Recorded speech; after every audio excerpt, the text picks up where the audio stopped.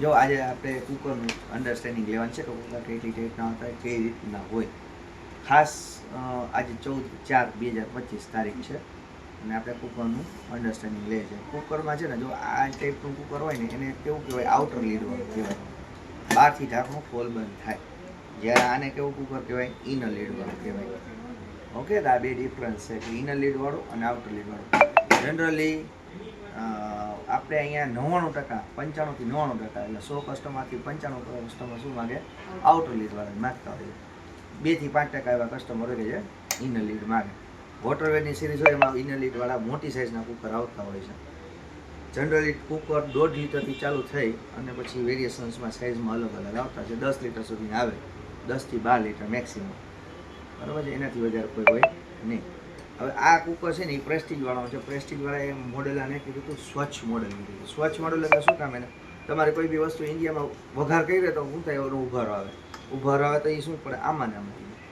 તમારા gas stove ઉપર કંઈ વસ્તુ પડે નહીં. દાળનો વઘાર તમે આમ કરો તો દાળ ઉભર તો એ આમાં ને આમાં પડી જાય, બહારની સાઈડમાં જાય નહીં. એટલે એ લોકોએ સિસ્ટમ લોન્ચ કરી, નવી ટેકનોલોજી લોન્ચ કરી કે જેથી ઇન્ડિયન વુમનને કોઈ વાંધો ન આવે.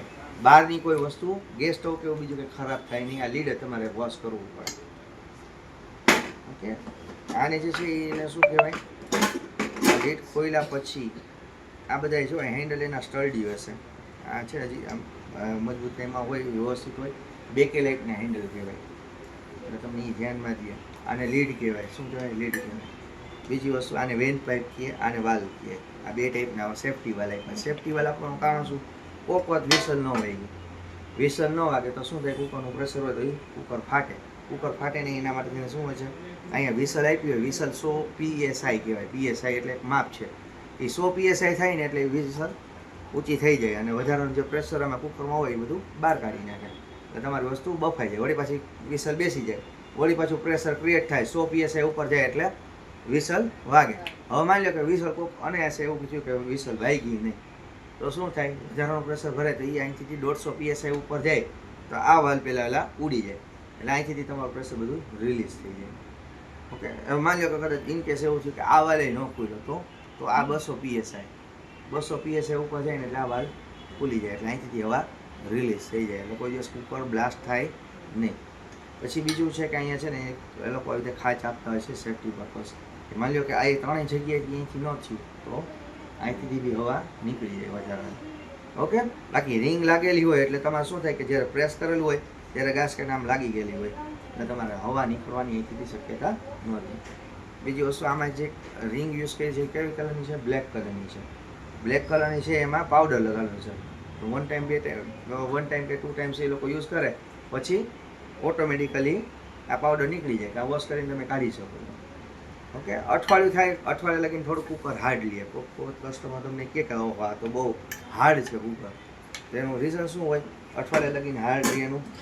કારણ કે નવું કુકર હોય એટલે તમારે એ હાર્ડ રહે. પછી એની રિંગ છે ને એની સેટ થઈ જાય એટલે તમારે ફેરવવામાં કોઈ વાંધો ના આવે. તો ઘણી વખત એવું થતું હોય છે જનરલી કે કસ્ટમર એમ કે જો આ તો બહુ ઓલું છે, લીડ ટાઈટ હોય છે. બીજું આમાં જે રિંગ યુઝ કરી છે એ રબરની રિંગ યુઝ કરી છે. બીજા બધા કુકરમાં અલગ અલગ ટાઈપની આવતી હોય છે. સેકન્ડ થિંગ, આમાં સેન્ડવિચ બોટમ આપેલું છે. સેન્ડવિચ બોટમ એટલે શું, આમાં એલ્યુમિનિયમની એક વચ્ચેની સાઈડમાં પ્લેટ હોય ને એની ઉપર આ સ્ટીલની પ્લેટ બેસાડેલી. તમારું કુકિંગ છે એ ફાસ્ટ થાય. જનરલી અત્યારે આ કુકર યુઝ નથી થતા હોતા, પણ ઇકોનોમી બજેટ વાઇઝ માની લો કે કોકનું ન હોય અને બીજી વસ્તુ કે ટ્રાયપ્લાય યુઝ ન કરવા માગતા હોય એવા લોકોને શું થાય કે આ કુકર લાઇટ વેઇટ ના લાગે. લાઇટ વેઇટનું જેને જોતું હોય, ફોરેન લઈ જવું હોય એ લોકો આને કુકર વધારે કરે. આ ઇન્ડક્શન ઉપર ચાલે એવી રીતની પ્લેટ બેસાડેલી છે. ઓકે, તમને ખબર પડે સેન્ડવિચ બોટમ આને કહેવાય. શું કેવું કહેવાય, સેન્ડવિચ બોટમ. ઓકે, એલ્યુમિનિયમની પ્લેટ બેસવાનું કારણ શું, થોડુંક હીટિંગ ફાસ્ટ થાય. ફૂલે ફૂલ ટ્રાયપ્લાય જેવું તો નથી થઈ શકે, પણ ટ્રાયપ્લાયના સામે વજનવાળા આવે કુકર. ઓકે, આ બધું સમજાઈ ગયું. આ ઇનર લીડને આપણે બહુ કુકર ઓછા યુઝ કરીએ. આ બ્લેક કલરનું છે, તમે જોયું હોય તો. બ્લેક કલર શું કામ છે, આ હાર્ડ એનોડાઇઝ કહેવાય છે. એલ્યુમિનિયમને એ લોકો હાઈ પ્રેશરાઇઝ ઉપર કરતા હોય છે, એ પ્રોસેસ કરે એટલે એલ્યુમિનિયમ. અને આ જે છે એ છે તમારે ઇન્ડક્શનની આમાં પ્લેટ બેસાડેલી છે. એટલે ઇન્ડક્શનની એક એક્સ્ટ્રા પ્લેટ બેસાડવાનું. આ તમને આવા કોઈ બી વસ્તુ તમને જગ્યાએ દેખાય તો સમજી લો કે આ ઇન્ડક્શન બેઝ કુકર છે. ઓકે, ઇન્ડક્શન બેઝવાળા કુકર પર ઇન્ડક્શન બેઝવાળી કોઈ બી વસ્તુ હોય થોડાક એના પ્રાઇસિંગ હાઈ હોય. એનું રીઝન શું? કારણ કે આ પ્લેટ એક્સ્ટ્રા એને બેસાડવી પડે અલગથી, એની પ્રોસેસ છે, એનું મજૂરી ચાર્જ છે, એ બધું વધી જાય. સેમ રીતે આ કુકર છે એ બર્ગનરનું કુકર કહેવાય છે. આને હેન્ડલ બેકેલાઇટ ના હોય, થોડા કોસ્ટલી હોય. આ ટ્રાયપ્લાય છે. ટ્રાયપ્લાયનો કોન્સેપ્ટ મેં નોનસ્ટિકમાં સમજેલા તો છે, આમાં સમજાવી દઉં છું. ટ્રાયપ્લાય એટલે એવી વસ્તુ કે સ્ટીલ, એલ્યુમિનિયમ, સ્ટીલ આવી એક શીટ હોય, એમાંથી આ કુકર બનાવેલું હોય. તમારે કોઈ બી કુકિંગ થાય શેમાં થાય? સ્ટીલમાં થાય. અને એલ્યુમિનિયમ છે એ હીટિંગ ફાસ્ટ ટ્રાન્સફર કરે, એટલે 360 ડિગ્રી હીટિંગ વગેરે નીચેથી તો ગરમ કરે જ, પ્લસ અહીંયા જો માની લો કે ગરમી આવી હોય ને તો અહીંથી વચ્ચેથી ગરમી પકડે. પછી આમાં મેઝરિંગ તમને આપેલું હશે, મિનિમમ મેક્સિમમ કેટલું છે. તો આ 1.5 લીટરનું કુકર છે તો 2.5 લીટરનું હશે કુકર. તેમાં તમારે 1.5 લીટર લગીને તમે મેક્સિમમ ભરી શકો. એ લોકો કહેતા હોય 2.5 લીટર, પણ તમે ફૂલે ફૂલ તો કાંઈ યુઝ નથી કરવાની, એટલા માટે પોઝ કરી નાખો, વાંધો નહીં.